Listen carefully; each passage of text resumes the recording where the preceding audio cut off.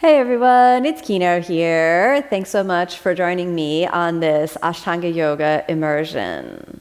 This class is an introduction to what Ashtanga Yoga really is and a little bit of a foundational explanation of the philosophy of this traditional method of practice. First of all, Ashtanga Yoga derives its words from the Sanskrit word ashta, which means eight, and anga, which means limbs. So Ashtanga means eight-limbed yoga. So we're looking at the practice of Ashtanga coming from the sacred scripture called the Yoga Sutras, written by Patanjali more than 2,000 years ago. The most important thing for you to understand about the 8 limbs of Ashtanga Yoga is that you are practicing so much more than a physical practice. Everything that we do physically is laying the foundation to an inner, more subtle experience. You're working spiritually and subtly, even as you move through the challenging series of asanas. Asana, the practice of the poses of the Ashtanga method, is only one out of the 8 limbs of practice. The others we can explore in greater depth as we continue our practice journey. But as my teacher said, the foundation of Ashtanga Yoga is asana. We have to have the foundation of the physical practice, otherwise we get too worked up in the theory. We theorize about things and the mind likes to dive into the theory and think about this and think about that and go into one thing or another thing. But the essence of what we're experiencing is the foundation of embodiment. We're using the foundation of the body in Ashtanga Yoga to dive and invite the mind into a deeper and more subtle inner experience, to awaken spiritually. So let's talk about asana first. Asana comes from the Sanskrit word asana comes from the ancient Vedic rituals where the yogis of times past would sit on a seat to perform purification. So when we come into the Ashtanga Yoga method, asana is used as a form of what we call Kriya Yoga, or the yoga of purification. What are we purifying? Why do we need to purify? Well, we're thinking about purifying the physical body, all of the toxins that might be in the physical body from environmental situations, from negative thoughts that have taken root in the body, from unhealthy eating habits we might have had at certain times, or disease or sickness that may be stored in the body. So we're aiming to purify that. The primary series of Ashtanga Yoga is called Yoga Chikitsa in Sanskrit, and the primary series is a foundational intention to clean out the physical body. When we're thinking about cleaning out the physical body, we're understanding that it's kind of a yoga therapy. We're establishing health and healing in the joints, health and healing in the organ system of the body, improving digestion, optimizing our immune system, and just helping us feel kind of at our best, filled with energy, filled with vibrancy and life. So this is where we understand the primary series of Ashtanga Yoga really helps work this framework of Yoga Chikitsa, the yoga of purification. We're purifying the body. There is also a purification of the mind and the emotions and the nervous system. We start to work a little bit deeper down. This is called second series, the intermediate series, Nadi Shodhana. We won't be doing too much of that during this course, but maybe in a future course. Then we have the advanced series, which is often referred to as third, fourth, fifth, and sixth series, called Sthira Bhaga, or steady strength, or strength and grace. And it's the integration of some really challenging lessons, both physically, spiritually, mentally, and emotionally. So what you have just learned, if you were listening between the lines, is that Ashtanga Yoga is comprised of 6 series. Those are divided into 3 sections. The primary series, where we're working yoga therapy, the second series, where we're doing Nadi Shodhana, or nervous system cleansing, and the advanced series, which is third, fourth, fifth, and sixth series, where we're moving into some really, really challenging asanas in an effort to unite this kind of dualism between strength and grace. It might be tempting for your mind to hierarchically label advanced asanas as further achievement in the progression of Ashtanga Yoga, but that's not true. The reason we have all these crazy series is that each of the asanas is a lesson for you. When you meet that lesson, you are embarking on your spiritual journey. Your body and my body are different. Every single person's body on this planet is totally different. Because of this, there is an asana that's perfect for you to learn the lesson that is appropriate appropriate for where you are in your life right now. The mind wants to compare. It wants to say, oh, that's a deeper back bend than I do. She must be a better yoga practitioner than I am. Not like that. I have perfectly designed this course to give you an inclusive and accessible method to practice the Ashtanga Yoga tradition.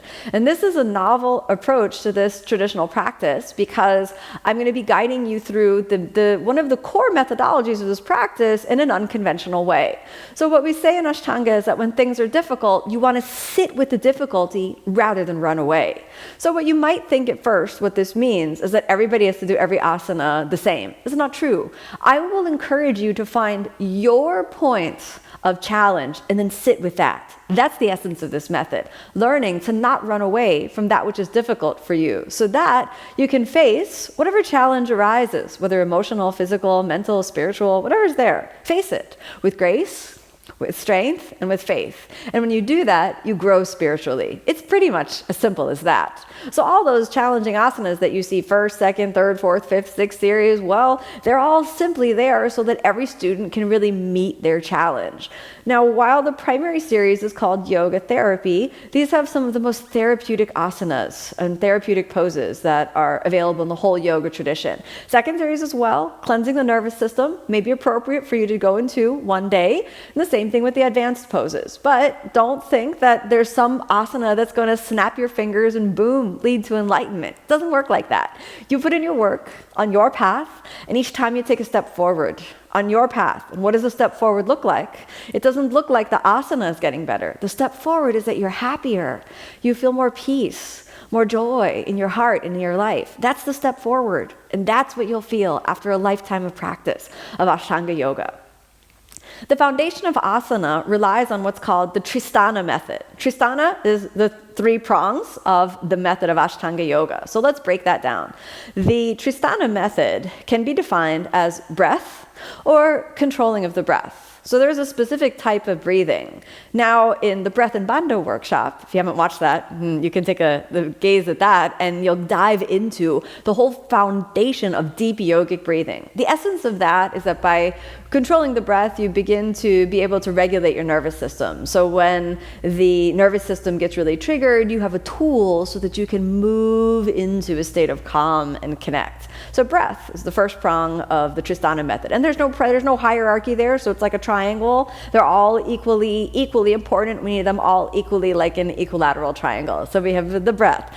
After the breath, we move into drishti, or mental focus. Drishti coming from the Sanskrit root word drishaya, or drashtu, to see, to perceive. So we're looking at the power not only of sight, but of perception, including the capacity of your mind to be steady and strong, mental focus.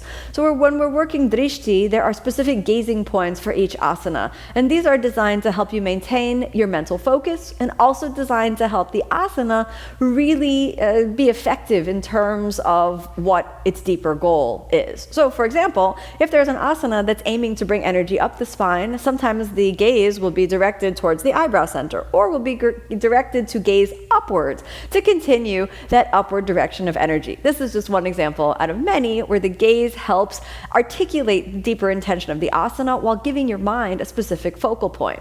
Included in drishti is your inner dialogue, what you're thinking of during the practice.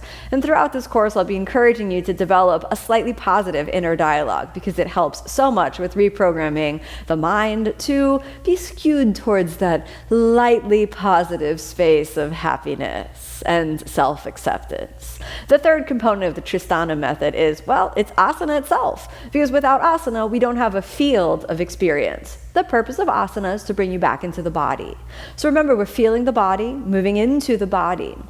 If you are having more sensation with each asana, that asana is working. Please remember that. You don't ever need to do lotus position, put your legs behind your head, or do the most incredible circus-like back bends to get the benefits of this ancient practice. Instead, remember that asana is a field of experience. If you're feeling, yoga is working. That's the benchmark that you want to set up for your experience of Ashtanga Yoga.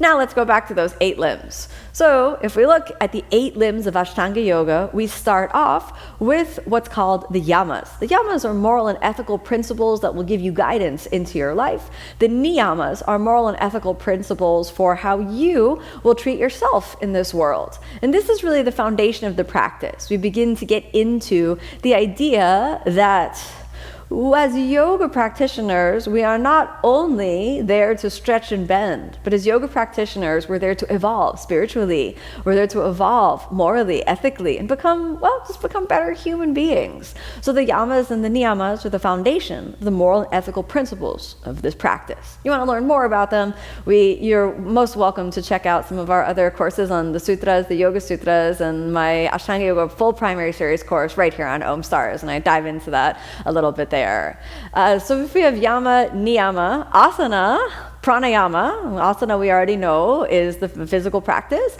Pranayama, breath control. We've already alluded to that a little bit in the Tristana method. These are all activities that you can actively engage in.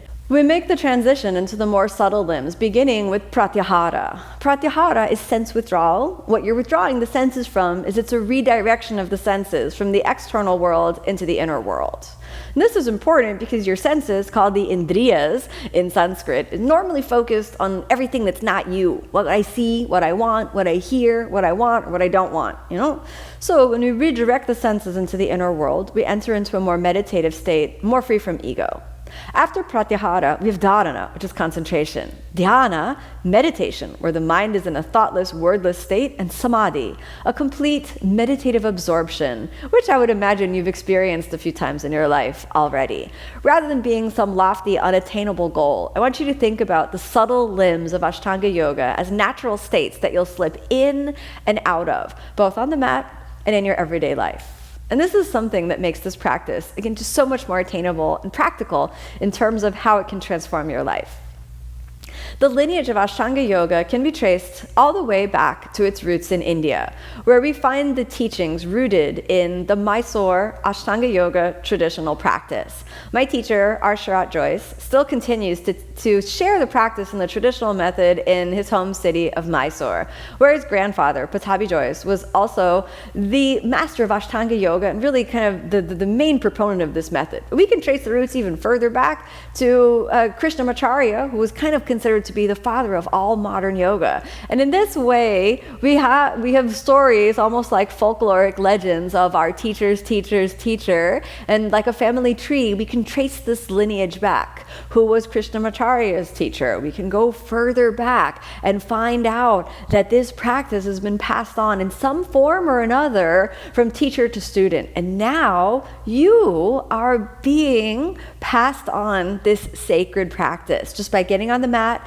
and doing the practice, you are now stepping onto the path of thousands of generations of yogis who have come before you, all of which who have towed this line and trudged and walked on this sacred path for generations with one purpose only, as the ancient rishis in India sought to practice yoga for one purpose only: the liberation of the mind, the full realization of the truth of who you are and the truth of the entire universe, that recognition of the divine oneness that is all things. This is why we practice. This is a tradition that we come from. It's not just a physical practice. There's something deep and transformative. There's a magic of Ashtanga Yoga that I'm sharing with you now. All you need to do is catch one little drop of this magical tradition, and it will light a fire within you. That fire will burn as what we call in Sanskrit the tapas, or the fire of purification.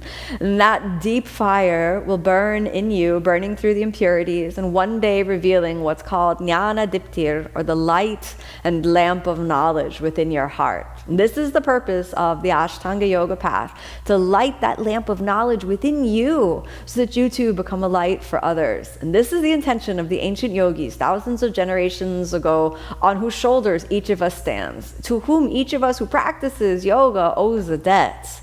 And how do we repay that debt? Well, by practicing, by doing everything we can do to work for our own liberation of the mind, by using the tools of the practice, the breath, the asana, the moral and ethical principles, as well as the subtle limbs, to really shine that little bit brighter and embody what it truly means to be a yogi in this life, in the here and now. So I hope you find that this is a little bit of inspiration for you to continue the journey of the practice. I look forward to seeing you on the mat real soon.